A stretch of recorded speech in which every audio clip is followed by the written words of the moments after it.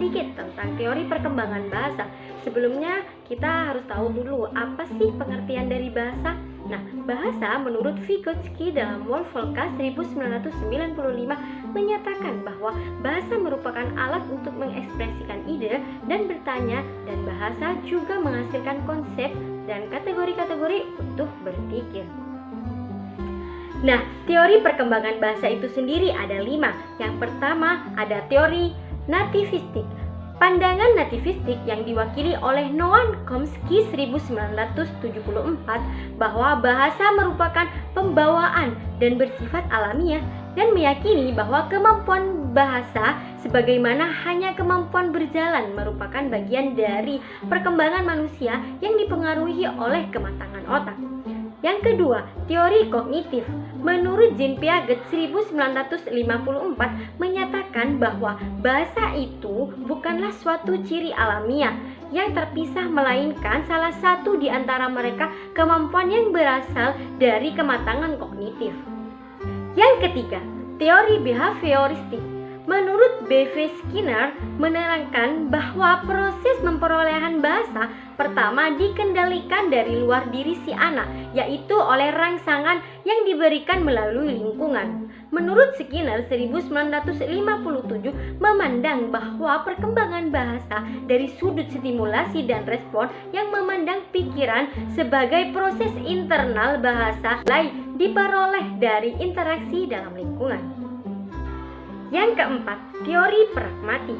Menurut Nababan dalam Sarwiji 1996 mengartikan bahwa pragmatik itu sebagai penggunaan bahasa untuk berkomunikasi sesuai dan sehubungan dengan konteks dan situasi pemakaiannya. Nah, pragmatik ini memiliki banyak kajian, diantaranya deiksis, praanggapan, implikatur percakapan, dan analisis wacana. Yang kelima, teori intersionisme. Menurut teori intersionisme, memperoleh bahasa adalah hasil interaksi antara kemampuan psikologi siswa dan lingkungan bahasa. Nah, bahasa yang diperoleh siswa erat berkaitan dengan kemampuan internal siswa dan input dari lingkungannya. Nah, perkembangan bahasa anak usia dini terbagi ke dalam 3 tahapan. Yang pertama, periode prelingual. Nah, usia anak 0 sampai 1 tahun, ciri utama adalah anak untuk dapat berkomunikasi dengan orang lain masih bersifat pasif.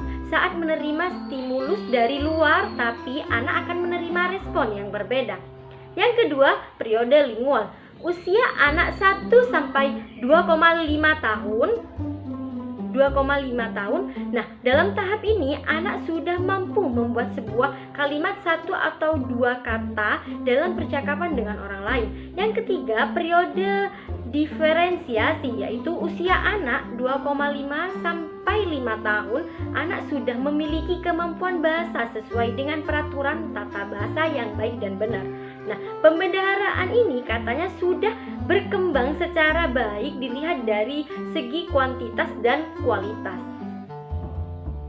Faktor-faktor yang mempengaruhi perkembangan bahasa anak usia dini, yang pertama, faktor intelijensi, yang kedua, kondisi fisik, yang ketiga, jenis kelamin, yang keempat, lingkungan keluarga, yang kelima, kondisi ekonomi, yang keenam, lingkungan budaya, dan yang ketujuh, bilingualisme. Terima kasih sudah menonton video kami, semoga bermanfaat bagi kita semua. Wassalamualaikum warahmatullahi wabarakatuh. Sampai jumpa.